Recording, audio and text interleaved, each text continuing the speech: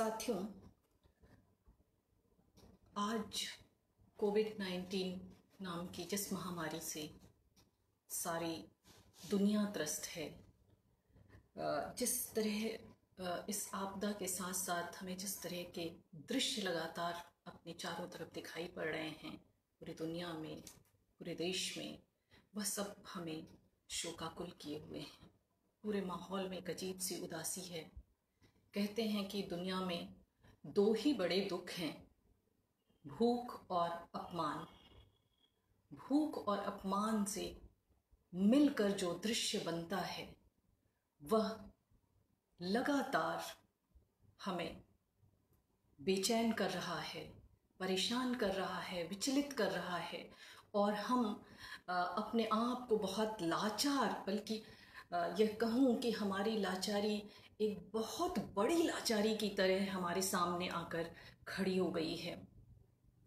इन सारे दृश्यों के बीच जो बात समझ में आती है कि मनुष्य ने अंधाधुंध विकास की जो दौड़ में जो शामिल हुआ है, वह उसमें कहीं ना कहीं उसने अपने ही विनाश की पृष्ठभूमि भी रची है। जो यह महामारी है, कहीं पर्यावरण के अंधाधुंध दोहन, पृथ्वी के भयानक दोहन से उपजी हुई प्रकृति की एक प्रतिक्रिया, प्रकृति का एक जवाब है और इस जवाब से कोई सबक लिया जाएगा, यह कहना बहुत मुश्किल है। हालांकि ये बात कही जा रही है कि कोविड-19 के बाद दुनिया वैसी ही नहीं रहेगी, यह कुछ बदल जाएगी। फिर भी यह तो होगा कि जो ग्लोबलाइजेशन का एक समय हमने 90 से देखा था और जो इस चरम रूप में हमारे सामने उपस्थित हुआ, वह जरूर डी ग्लोबलाइजेशन की तरफ जा सकता है, जाएगा, ऐसी संभावना प्रकट की जा रही है। लेकिन मनुष्य कितना बदलेगा, पूंजी का स्वभाव कितना बदलेगा, मनुष्य का लालच कितना बदलेगा और अन्याय और शोषण के जो रूप हैं वह कितना बदलेंगे, यह बहुत मुश्किल दिखाई पड़ रहा है। मैंने आप सबके लिए अपने उपन्यास अस्थि फूल से जो अंश चुना है वह आज के इस समय को बहुत प्रासंगिक, उसके साथ बहुत जुड़ता है और उस सारे हमारी बेचैनियों को, हमारी चिंताओं को कहीं एक स्वर देने की एक कोशिश भी है। ये उपन्यास राजनीतिक सामाजिक उपन्यास है और जो कथा है इसकी मूल, वह दरअसल झारखंड से होती हुई हरियाणा और फिर दिल्ली तक फैली हुई है। पर यह जो कथा है, यह उस हाशिए के समाज की कथा है।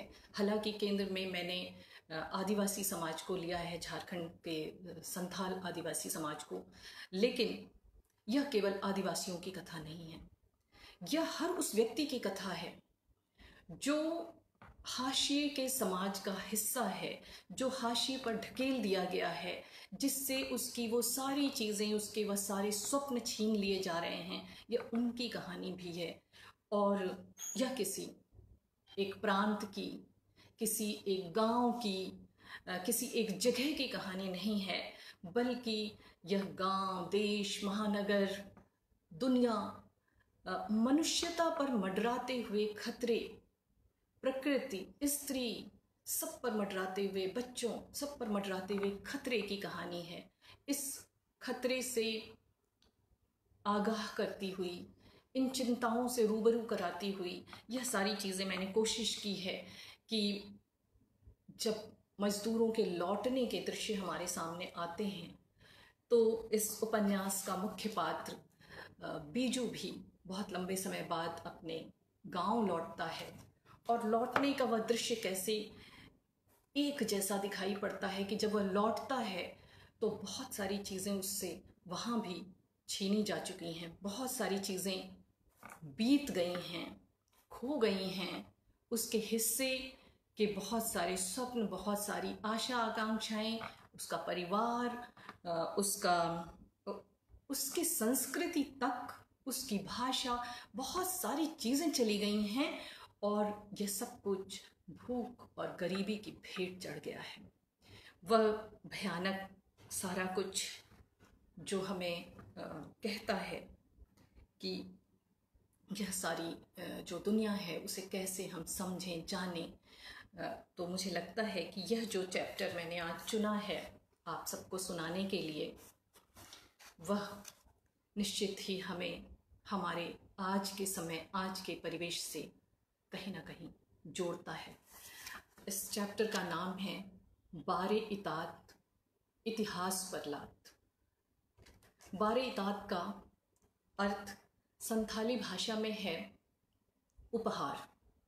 एक ऐसा उपहार जो बहन की शादी में वर पक्ष वालों की तरफ से भाई के लिए आता है, किंतु उस उपहार की त्रासदी क्या है, क्योंकि कथा जहाँ तक जाती है वहाँ गरीबी का हाल यह है कि विमेन ट्रैफिकिंग है, चाइल्ड ट्रैफिकिंग है, बहुत सारे अन्याय के, शोषण के बहुत सारे रूप हैं, अनेक विविध रूपों से भरा हुआ है। और व्यवस्था है जो फंक्शन नहीं कर रही है ठीक से। बहुत सारी अन्य जो सुविधाएं मिलनी चाहिए थी एक आम नागरिक को, वह उसके हिस्से से गायब है। और उसकी जो विडंबनाएं हैं, प्रताड़नाएं हैं, दुख है, लाचारी है, वह सब कहीं इस उपन्यास में आता है। तो चलिए देखते हैं कि बीजू कैसे अपने गांव लौटकर क्या पाता है, क्या देखता है, क्या महसूस करता है, क्या कुछ छूटा हुआ, क्या कुछ बिखरा हुआ। और कहीं ना कहीं हम आज के जो दृश्यावलियाँ हैं भयावह, दुखद, उनके साथ अपने को जोड़ते हुए इस अंश को पढ़ेंगे और उन्हीं श्रमिकों को यह अंश मैं समर्पित करती हूँ।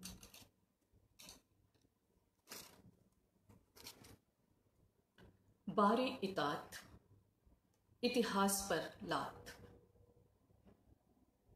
वर्षों बाद झोपड़ी में घुसते हुए बीजू ने पाया कि यह वही झोपड़ा नहीं रह गया था। सामने कुछ दूरी पर लगा साल का पेड़ कट चुका था। सूखी हुई इसकी जड़ धरती के नीचे तक खुदी हुई अतीत में अपने होने का प्रमाण दे रही थी। झोपड़े से टिका बांस का दरवाजा जर्जर होकर किसी तरह अटका भर था। उसमें से कई डंडे निकल चुके थे और आसानी से कोई कुत्ता, बिल्ली या बकरी का बच्चा उसमें घुस सकता था। छप्पर जगह जगह से खिसक चुका था और वहां से छनती हुई धूप अंदर घुस रही थी। जमीन पर जगह जगह काई के गहरे निशान थे और कहीं कहीं कोनों में अब भी वह अपनी हरितिमा में खिली हुई थी। कहीं कहीं काले निशानों पर लगता था किसी ने खुरपी से खुरचकर जगह साफ कर दी है, यानी आदमी के होने के चिन्ह अभी पूरी तरह मिटे नहीं थे। झोपड़ी की दीवारें मूंछ और बांस के असली रंग को भूल चुकी थीं और काली मोटी लकड़ी की बल्लियों का सहारा लिए अपने अस्तित्व की आखिरी इकाई को बचाती लटकी हुई सी थी। सब कुछ किसी गहरी धुंध, किसी गहरी पीड़ाजनक उदासी में लिपटा अपनी समूची अस्त व्यस्तता में कटा, बिखरा, टूटा सा लग रहा था। कोई जीवन जो यहाँ फूल पत्तों, पशु पक्षियों, पौधों, वृक्षों और अनाज की गंध में खदबदाता था। कोई चूल्हा जो यहाँ वहाँ सुलगता हुआ अपनी आंच से जीवन को गरमाता था, कहीं दूर अतीत में टंगा रह गया लगता था। इतने सूने और एकाकी और उजाड़ से लगते गांव को बीजू ने इतना निपट इससे पहले कभी नहीं जाना था। कभी कभी अब भी सड़क की तरफ जाने वाली पतली पगडंडियों से कोई गुजर जाता था तो क्षण भर को लगता था किसी ने जीवन को छुआ है। वह चौंक कर उधर देखने लगता और जीवन की सरसराहट बीत जाती। उजाड़ की इस विकरालता ने बीजू को भीतर तक हिला दिया। घबरा कर वह पिछवाड़े निकल आया तो देखा कब का लगा गुड़हल का पेड़ हरहरा कर बढ़ आया था। उसकी शाखाएं मोटी हो चुकी थीं और पत्तों फूलों से लदा वह एक बड़े पेड़ की तरह जगह घेरे इतरा रहा था। लगता था मौका पाकर ही उसने खूब जगह हथिया ली है। मौका पाकर कोई भी किसी की जगह हथियाने से नहीं चूकता था। पूरी दुनिया मनुष्य का होना हथिया लेना चाहती थी, उसके जर जमीन समेत। इसीलिए तो गुड़हल के नीचे कभी लगाई गई गेंदा की क्यारियां सूख कर खत्म हो चुकी थीं। उनकी जगह घास फूस उगाई थी और खूब डोल रही थी। बेहया का पूरा बाड़ा बन गया था और तमाम कटीले पौधे सिर उठा चुके थे। बीजू ने अनजाने ही आगे बढ़कर गुड़हल के पेड़ को छुआ। पेड़ ढेरों कलियों से भरा खिलने खिलने को था, पर उसे लगा कि सारे फूल खिल चुके हैं और पेड़ लाल रंग से सराबोर हो चुका है। वह फूलों की गमक महसूस करने लगा कि तभी उसे वन चंपा के फूल का गिरना याद आया। रानी सुंदरी का जीप में चढ़ते हुए संकोच से भरे पांव का उठाना और साड़ी का कुछ ऊंचा हो जाना याद आया। घूंघट किए माथे की बेचैनी और चुप का रुदन भी याद आया। तभी कुछ गिरा। वह गिरे हुए फूल को उठा लेने को झुका, मगर फूल बीत चुका था। जो गिरा वह गुड़हल की डाल पर अटका सूखा पत्ता था। वह चौंक गया। सामने देखा तो सब किसी सुनसान बियावान में कांपता दिखा।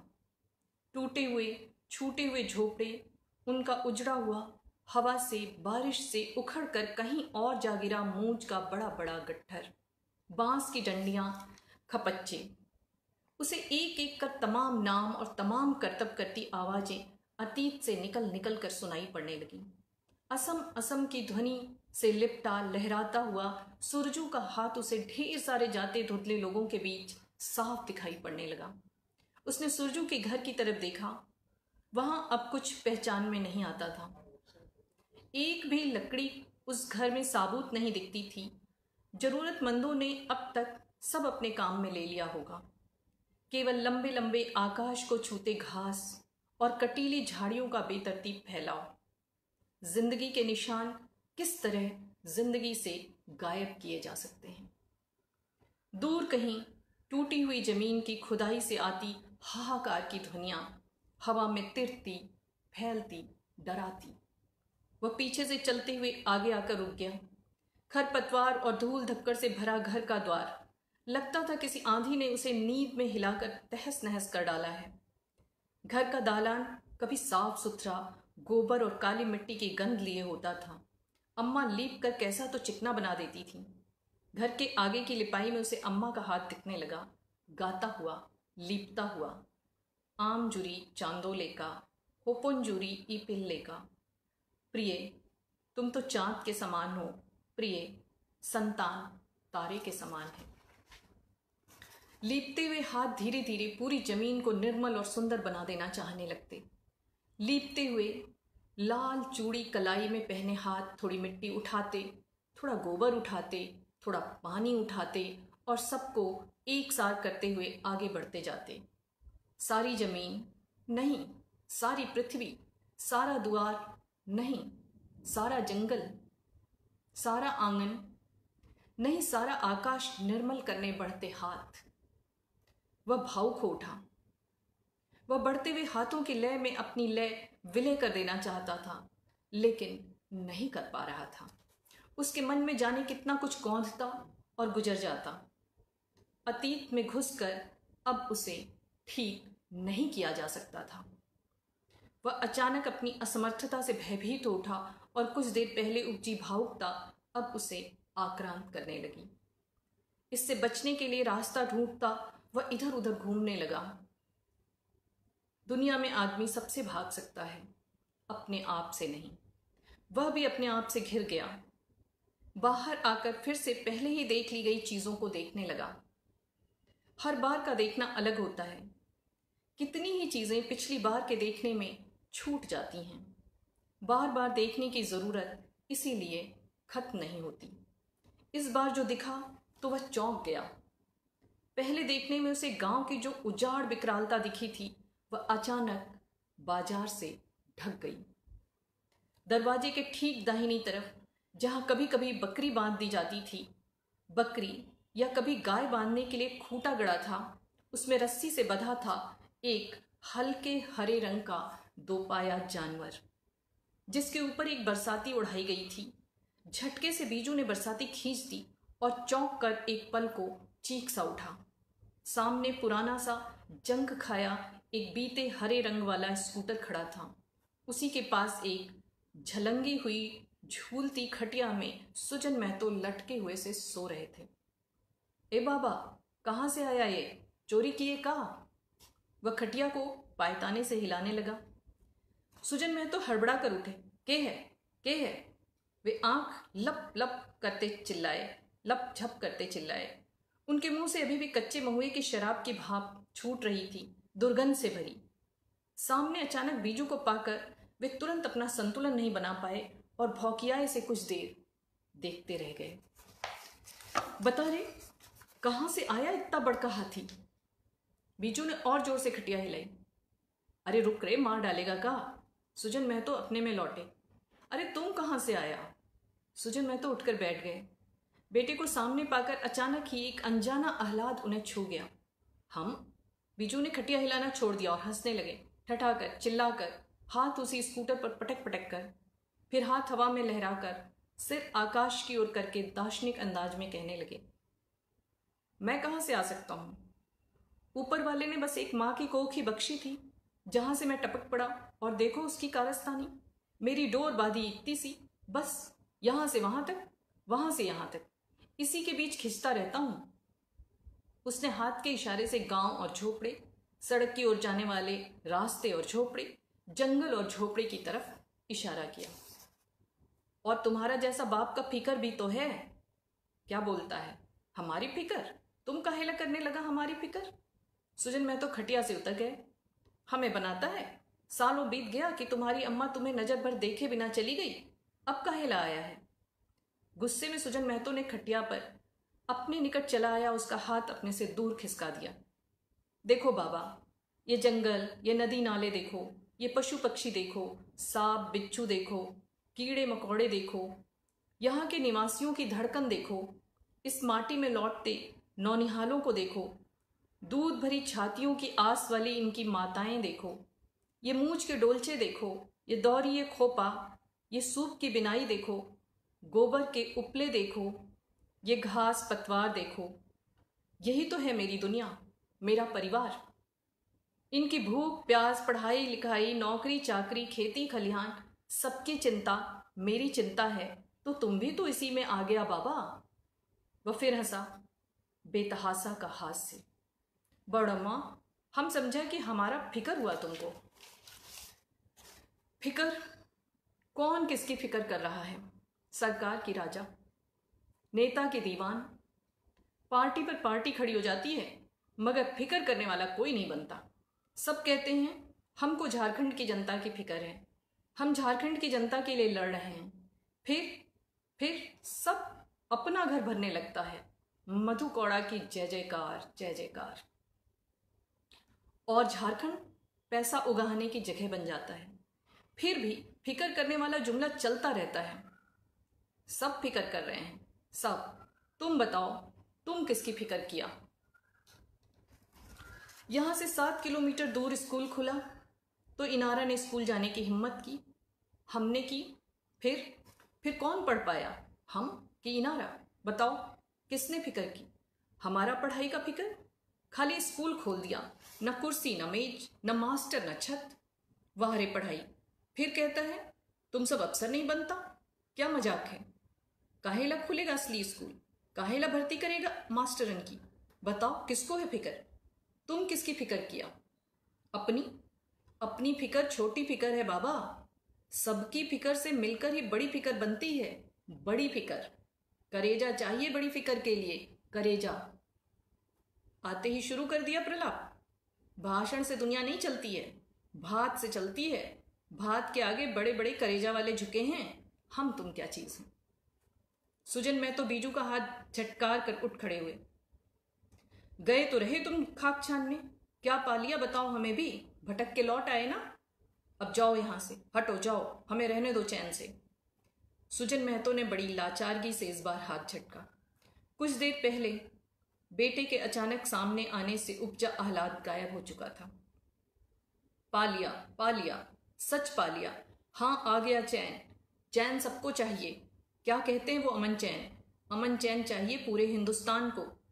यही तो होती है सब तरफ, वही अमन चैन की कोशिश। जनता को चैन चाहिए। हा हा हा, जनता। कभी इस पार्टी के नाम पर झारखंड बंद, तो कभी उसके नाम पे बंद। कभी यहां जमीन से भागो, तो कभी वहां से।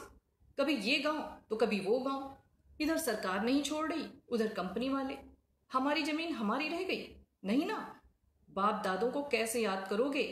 अपने देवी देवताओं को कैसे पूजोगे? अपने कुल वृक्षों से कैसे मांगोगे आशीष? जाओ उगा लो तरकारी, बेचाओ कुमड़ा, बोलो दाल, चना बोलो कि कंपनी वाले निकालेंगे उसमें से बॉक्साइट, कि कंपनी वाले निकालेंगे उसमें से चूना, कि कंपनी वाले निकालेंगे उसमें से लोहा। बस बस, ऐसी अच्छी नींद लगी थी, जगा कर यही कथा सुना रहा है तुम हमको। नहीं, कथा नहीं बाबा, जन कथा है ये। अब कथा नहीं रही, हमारे कथा किस्सों का जमाना लद गया। लाइव चल रहा है सब, लाइव। वो देखो जुलूस जा रहा है लालखंडी सेना का, झंडा लिए लाल, और वो देखो जरा सी देर में उन्हीं के पीछे निकल पड़ा है जुलूस दूसरा। लाल इधर लाल उधर, लाल लाल किधर का लाल कौन? बता तू लाल किसका, अरे कंकाल किसका, बता तू लाल किसका। बीजू बोलते बोलते घर के भीतर घुस गया। घर में कुछ खोजता रहा पर कुछ ना मिला। खाने की कोई चीज। वह झल्लाया, खाने की एक चीज नहीं, खाना कहां से मिलेगा भूखों नंगों के घर में। साला कड़वा सच से कब तक आंख नहीं मिलाएगा। देख बीजू महतो देख, अपनी अखियां में बांस डालकर फाड़ फाड़ कर देख। देख कि हमारे घरों का खाना छीना जा चुका है। देख कि हमारे डेरे टूट चुके हैं। देख कि हमारी जमीनें तोड़ी जा रही हैं। देख कि हमारे लोग गुलाम हो रहे हैं। अचानक खाने की चीज खोजते हुए उस कोने में रखी हड़िया दिखी। उसने उठाकर देखा। देसी शराब का भक्का नथुनों में भर गया। शराब ताजी नहीं थी, खट्टापन उसमें से महक रहा था। बीजू ने एक घूंट पी लिया। तेज चीरता सा कुछ गले से पेट तक उतर गया। सुजन महतो भी उसके पीछे पीछे अंदर घुस आए। बीजू को हड़िया से घूंट भरता देखकर तड़प उठे। हे, रख दे वहीं, मेरा कलेजा मत जला। काहेला आया यहां? बाप मरता है कि जीता, तुमको आज तक होश रहा? बुड़बक। बड़बड़ाते हुए सुजन महतो हड़िया छीन लेना चाहते थे। हड़िया से कई घूंट जल्दी जल्दी पीकर बीजू ने हड़िया एक तरफ रख दी। हड़िया में अभी भी कई घूंट की गुंजाइश बची हुई थी। हड़िया हिलाकर दिखाते हुए पूछा, सबको कहाँ भगा दिया है? इनारा कहाँ है? नन्ही और छुटका कहाँ है? कभी खोज खबर मिली सुंदरी दीदिया की? और अम्मा हाट निकल गई क्या? अचानक सुजन महतो को समय के मुट्ठी से झर जाने का एहसास हुआ। जो बीत गया था, जिसे उन्होंने धुंधला मान लिया था, वह सब उभर कर उनके सामने खुल पड़ा। अब निज डेरा कहाँ रहा? गए सब, जिधर जाना था। हम क्या करते? हम बेचारे अकेले पड़ गए। कितने लोग परदेश निकल गए। न खेत में अनाज, न घर में भात। कैसे टिका रहेगा घर? महतो ने हड़िया उठाई और एक सांस में बचा खुचा द्रव्य गटक लिया। कुछ देर तक किसी संत किसी मुद्रा में जमीन पर पैर सिकोड़े बैठे रहे। फिर अचानक धीरे धीरे एक अजीब बारीक आवाज में रोने लगे। तुमको क्या लगता है हम कोशिश नहीं किए? बहुत जी जान लगाए बीजू, मगर तुम्हारी अम्मा का सही इलाज नहीं करा पाए। शहर कैसे कैसे लेकर गए, क्या बताएं। यहां से आने जाने का कोई उपाय उन दिनों नहीं मिलता था। आने जाने वालों पर खतरा मंडराता था, जान का भी, माल का भी। औरतों का बाहर निकलना मुहाल हो गया। कंपनी वाले उठा ले जाते। हर बार कंपनी वालों को क्यों दोष दें? सभी कभी कभी कानून के रखवाले, तो कभी ठेकेदार, कभी नेता, तो कभी पनेता यही करते। कंपनी वाले तो सीधा सीना तान के जो मर्जी करा लें, कौन रोकेगा उन्हें जब सरकार उनके साथ है। ऐसा बेबस कभी नहीं रहा हमारा गांव घर। जब तुम्हारी अम्मा को अस्पताल में पहुंचा पाए तो डॉक्टर बाबू उसे अस्पताल में भर्ती ना करें। न पैसा रुपया हाथ में, न किसी का पता। किसी तरह मान मनुहार से भर्ती मिली, मगर तब तक काफी पानी सिर से गुजर चुका था। रात होते न होते तुम्हारी अम्मा हमें छोड़कर हमेशा के लिए चली गई। अस्पताल वालों ने लाश उठाकर बाहर रख दिया और आदेश दे दिया कि ले जाओ अपनी लाश। कैसे लाते? न जेब में पैसा रुपया, न कोई पहचान वाला, न कोई मोटर, न गाड़ी। कोई रिक्शा वाला अनजान आदमी की लाश मुफ्त में क्यों ले जाने लगा? बहुत कोशिश किए, रोए चिल्लाए चिरौरे बिनती, सब बेकार। आखिरकार तुम्हारी अम्मा की लाश हम चादर में बांधे और कंधे पर लेकर अस्पताल से चल पड़े। इनारा हमारे साथ थी, रोते जाते, रास्ता पार करते जाते। गरीब का यही जीवन है। बीच बीच में सड़क के किनारे तुम्हारी अम्मा को कंधे से उतारकर जमीन पर लिटाते और सांस लेते। तुम्हारी अम्मा ने भी आखिरी वक्त हमारी मदद की। सबकी लाश फूल कर भारी हो जाती है, मगर तुम्हारी अम्मा तो हल्की हो गई थी। हमारा दोनों हाथ उन्हीं को संभालने में लगा था, तो बीच बीच में इनारा को भी देख लेते, कहीं लड़की इधर उधर न चली जाए, यह भी एक चिंता खाए जाती। लेकिन तुम्हारी बहन ने भी हमारी मदद की, न रास्ते में रोई, न कुछ खाने को मांगी। जब अम्मा मेरे कंधे से सरकने को होती तो इनारा उसे पैर से पकड़कर कुछ उठाकर खिसकवा देती और हमारा संतुलन सही करा देती। 10 किलोमीटर चलकर हम गांव आए। यह कहते कहते सुजन महतो जोर जोर से रोने लगे। उनके जीवन में पहली बार इतना भयानक रुदन उठ रहा था जो उन्हें लस्त पस्त बनाता, हार का प्रत्यक्ष प्रमाण दे रहा था। हम हार गए बीजू, रुदन के आवेश में उन्होंने कहा। बीजू उनकी तरफ घूम गया, कंधे से उन्हें थपथपाने लगा कि बीजू रो पड़ेगा, मगर नहीं, बिल्कुल नहीं। बीजू उठा और बोलने लगा, लड़ाई में पहले ही हार मनवा देना एक चाल है। चाल को तुम नहीं समझे बाबा, हम भी नहीं समझे, हम में से कोई नहीं समझा। पहले कमजोर करो, हमारी जमीन छोड़ लो, हमारा अन्न छोड़ लो, हमारी औरतें छोड़ लो, हमारे बच्चे छोड़ लो, तो अपने आप ही हार गए ना।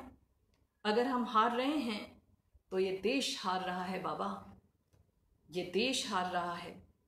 क्या बचा रहा है ये देश? अपना होना, अपनी पहचान का होना। कौन सा विकास चल रहा है? जिस देश की पहचान खो जाती है उसके विकास का कोई अर्थ नहीं बचता। दुनिया के सामने वह कौन सा रूप लेकर खड़ा होता है? ये देखो इधर, अपना सा मुंह लेकर, यही है हिंदुस्तान। हा हा हा। बीजू अचानक हंसते हंसते उठा और बाप की नरेटी पकड़कर बोला, सबको बर्बाद कर दिया, सबको। हट हट कहते हुए सुजन महतो की आवाज बंद होने लगी और रोनी की ध्वनि से मिला जुला ऐ जैसा कुछ तैरने लगा। क्षण दो क्षण गले पर दबाव बनाने के बाद बीजू ने बाप का गला छोड़ दिया। सब उगल दे, कर दे अपने दिमाग की उल्टी। कौन सा सब अच्छा बचा रहने दिया है और कौन सा बचा लेने में लगे लोगों को बचा लेने दिया जाएगा। हमारे आगे मुसीबतें हैं, ढेरों ढेर मुसीबतें, झेलो या मरो। बीजू ने बाप को धिक्कारा, फिर उठा और झोपड़े में नाच नाच कर बोलने लगा, हम सब कीचड़ में धंसे हैं, ये यहां तक, और हमारे सपने दलदल में गाड़े जा रहे हैं। ये यहां जीना चुनना हमारी भूल है कि बहादुरी, पता नहीं। लड़कर मरो या घिसटते हुए मरो, मरना ही तय है तो मरो। मरो वीरों, हाथ में तीर धनुष उठाकर मरो। देखो देखो तुम्हारे तीर धनुष छीने जा रहे हैं, तुम्हें सजावटी घरों में सजाया जा रहा है। तुम सजावट के लिए हो, जीने के लिए नहीं। तुम्हारे हाथ से तीर धनुष छीन कर बंदूक पकड़ाई जा रही है। वे जब तक चाहेंगे हम लड़ाई में होंगे, वो जब चाहेंगे लड़ाई रोक दी जाएगी। संभलो मेरे सिपाहियों, खुद से खुद को ही मार रहे हो, खुद से खुद पर निशाना। क्या अच्छी चाल है, वाह वाह, खूब। वे लौटे और सुजन महतो को झकझोरने लगे। पता नहीं धिक्कार का असर था या सुजन महतो खुद में ही डूबे थे। झकझोरने से वे एकदम शांत हो गए, फिर धीरे धीरे रुक रुक कर नशे के आगोश में तिरते से कहने लगे, ये कौन नौटंकी नादे हो, कब्बो तो होश में हमरो दुख सुन लो।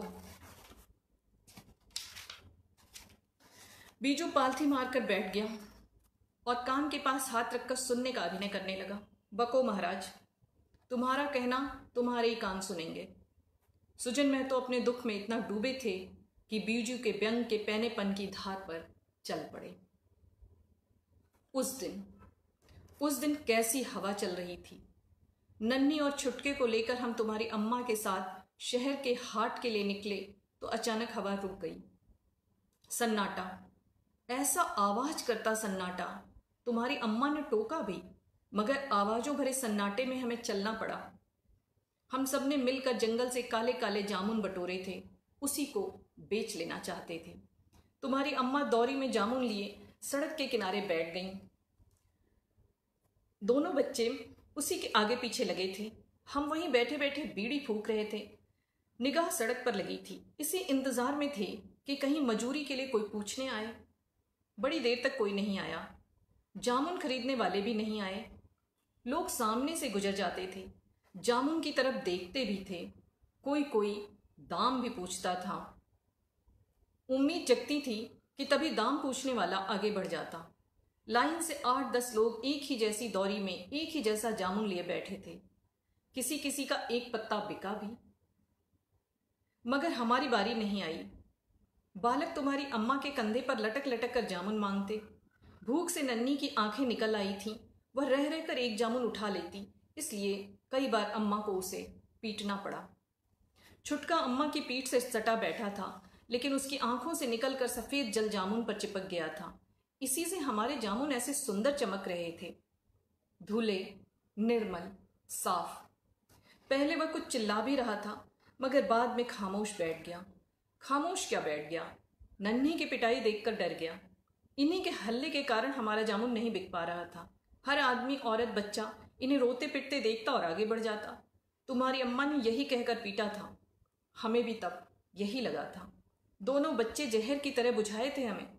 नन्ही की टकटकी जामुनों से हटती नहीं थी। लगता था आंखों ही आंखों में लील जाएगी। छुटके के उत्पात से परेशान होकर अम्मा ने उसे खींचकर अपनी पीठ पर सटा लिया और नन्ही को साड़ी के आंचल में लुका लिया।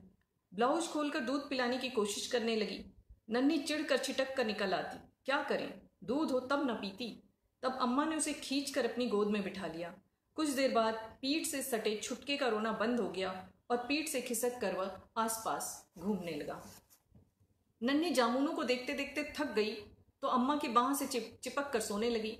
तब भी भूख उसकी आंखों को खोल देती थी। चौंक कर वह जगती, सामने दौरी में पड़े जामुनों को देखती और फिर आंख बंद कर बाह की गरमाई में दुबक जाती।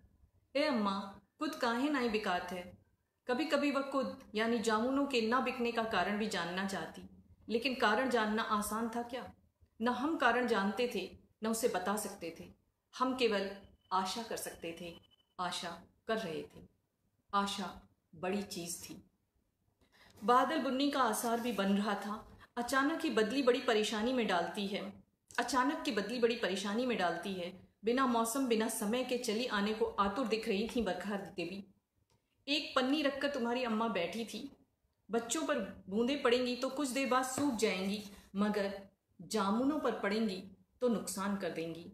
जामुन फट जाएंगे, पिलपिले हो जाएंगे, इसलिए बच्चों से ज्यादा जामुनों को बचाना था। आदमी की प्राथमिकताएं हमेशा एक जैसी नहीं बनी रहती हैं।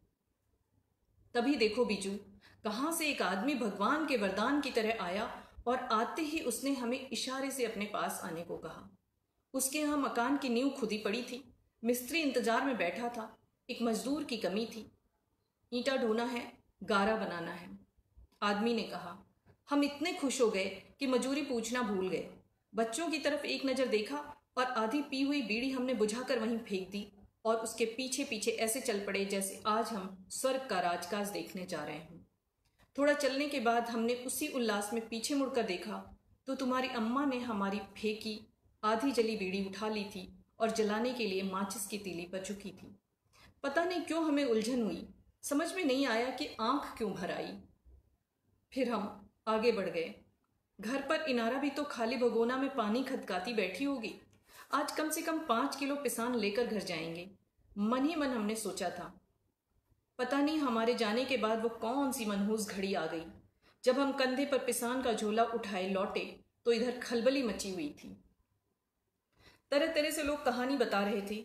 कोई कहता कि एक असामी तुम्हारी अम्मा के पीछे पूड़ियों का पत्तल लिए खड़ा था। जाने कब छुटका मंत्राविष्ट सा बिना आवाज के उठा और उस आसामी के पास जाकर खड़ा हो गया। जाने कब उस आदमी ने उसे कूड़ी निकाल कर दे दी और बाकी पत्तल लिए आगे बढ़ गया। जाने कब छुटका उस आदमी के पीछे पीछे चलता गया। कौन सोच सकता था कि पूड़ियां लेने के बाद वह नहीं लौटेगा। कोई कोई इस बात को और तरह से कह रहा था, जैसे कि छुटका देर तक पूड़ी लिए आदमी को देखता रहा। उसी आदमी ने कोई ऐसा मंत्र पढ़ा कि छुटका उठकर उसके पीछे पीछे चला गया। ऐसा चलता हुआ गया कि कोई भी उसे जाते देख नहीं पाया। 6-7 साल के बच्चे का जाना दिखाई ना पड़े, यह हैरत की बात तो थी। लेकिन नहीं दिखाई पड़ा तो इसके पीछे वर्षों का विश्वास था कि बच्चा भला कौन ले जा सकता है। बच्चे हमेशा से अपनी अम्माओं के आगे पीछे खेलते रहे हैं। ऐसा विनाशक काल आएगा, इसका किसी को भरोसा नहीं होता है। अभी भी नहीं होता है। तुम्हारी अम्मा छुटका को जाते हुए नहीं देख पाई। उसके संगी साथियों ने भी ठीक से नहीं देखा। बस इतना ही देखा कि कोई आदमी था जिसके पास पूड़ियां थीं। पूड़ियां हमारे लिए कैसी नायाब चीज हैं, तुम जानते ही हो। सूजन महतो कराह कर रुके, फिर अपने आप से प्रलाप करने लगे। उसी समय नन्ही नींद से जागकर छटपट कर रही थी। तुम्हारी अम्मा ने बताया कि उसी को थप्पड़ मारने और खींचने में दुनिया का एक हिस्सा उससे छूट कर गिर गया। इसी से वह नहीं देख पाई। कुछ लोग ऐसा कहते थे कि वह पूड़ियों का पत्तल लिए खड़ा आदमी तांत्रिक था। उसने बच्चे को मंत्र मारकर अपने वश में कर लिया था। इसी से कोई उसे जाते नहीं देख सका। जिसने थोड़ा सा देखा उसने भी सोचा कि लौट कर आएगा, मगर नहीं। आकाश पाताल एक करके भी हम छुटका को नहीं खोज पाए। कहाँ कहाँ तक नहीं गए। हरिया मुंडा के आगे गिड़गिड़ाए तो कहीं जाकर पुलिस पर जोर दबाव डलवा पाए, तब कहीं जाकर रपट लिखी गई। किसी ने कहा कि हजारीबाग रोड रेलवे स्टेशन पर देखा था हमारे छुटका को। हम बुढ़ान काका को साथ लेकर वहां तक भी गए। किसी ने कहा कि छोटा नागपुर में उसे सुधाकर ढाबे पर बर्तन धोते देखा था। उसके बाल गंजे कर दिए गए थे और दाहिने पांव पर बड़ा सा कटे का घाव था। घाव की बात किसे नहीं तकलीफ देगी। हम भी परेशान हो उठे। सच बताएं, तुम्हारी अम्मा की किरिया उठाकर कहते हैं कि हम छोटा नागपुर जाना चाहते थे। वहां सुधाकर ढाबे पर बर्तन धो रहे छुटका को उठाकर घर लाना चाहते थे। हमारे साथ बुढ़ान काका भी चलने को राजी हो गए थे, मगर जाना नहीं हो पाया। हमारा दिल जानता है कि जाना नहीं हो पाया। तब से यही सोचकर संतोष करते हैं कि छुटका जिस भी ढाबे पर बर्तन धो रहा होगा वहां घाव खा रहा होगा तो भात भी खा रहा होगा। पैसे हाथ में नहीं तो आदमी कहाँ तक जाएगा। हम भी कहाँ तक जा पाए।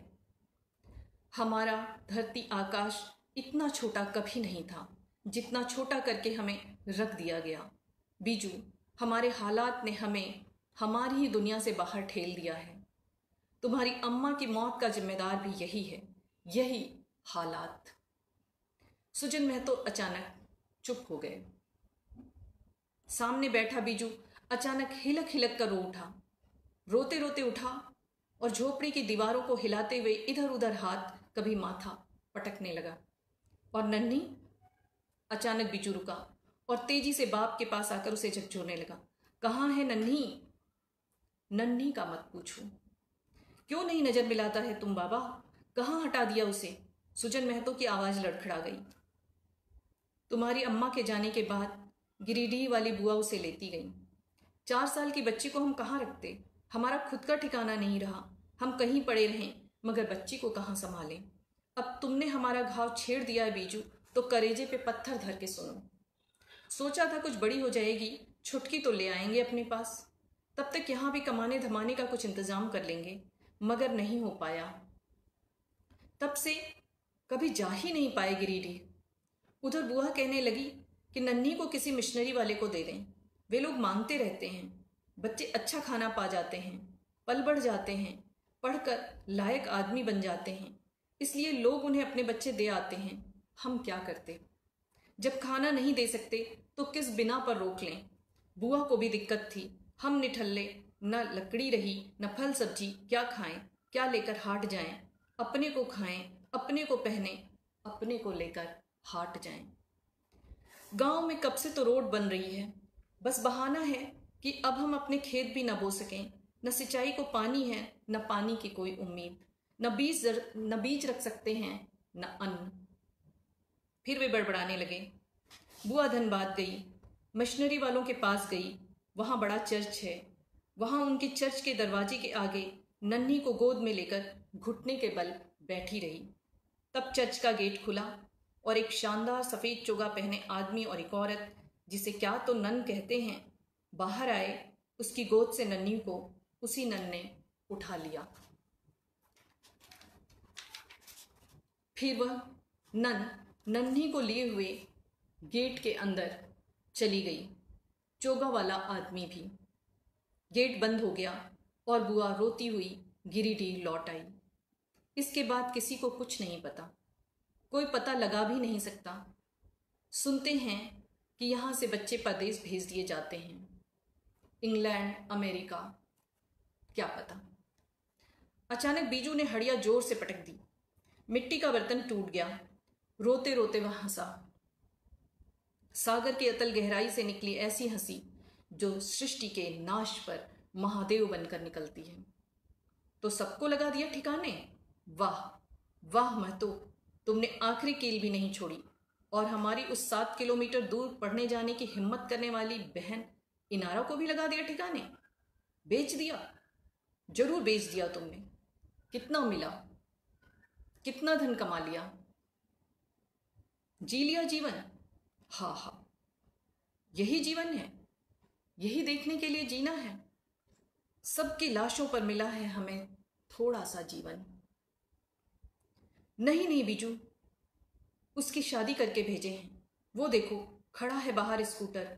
वो भी पगली ऐसी अड़ गई थी कि उसके ब्याह में उसके भाई के लिए बारे इतात आएगा। उन सबों ने लाकर ऐसा टूटा फूटा स्कूटर बांध दिया कि आज तक नहीं चला।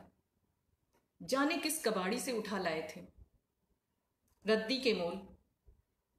इनारा क्या जाने शहर वालों के दांव पेच। उसे तो शौक लगा था कि शहर के लड़कों की तरह उसका भाई स्कूटर चलाएगा। वो पड़ा है तुम्हारा बारे इतात, बारे इतात, बारे इतात। बीजू के कान में बजने लगा। बारे इतात, बारे इतात, वह चिल्लाया। सबके अपने मतलब हैं, हमारा मतलब किसी के लिए नहीं। सबको सत्ता चाहिए, पावर चाहिए। हम कभी इधर दौड़ाए जाते हैं, कभी उधर। कभी इधर की बात पर भरोसा करते हैं, कभी उधर की बात पर। सबका हित सज जाता और हमारा घर बिक जाता। हमारा घर बिक जाता है, भाई बहन बिक जाते हैं, हमारा देश बिक जाता है। हम ठगे जाते सब तरफ से। हम ठग नगरी के बाशिंदे हैं, ठगों से घिरे। ठग ठग ठग, इधर भी उधर भी झंडे लहराते ठग, झंडे ही झंडे। हम झंडों से घिर गए हैं। झंडा झंडा, मंदा मंदा। वह कभी हंसता, कभी रोता, कभी चिल्लाता। तेजी से बाहर आकर बीजू ने स्कूटर पर लात मारी। लात लात लात, बारे इतात, बारे इतात।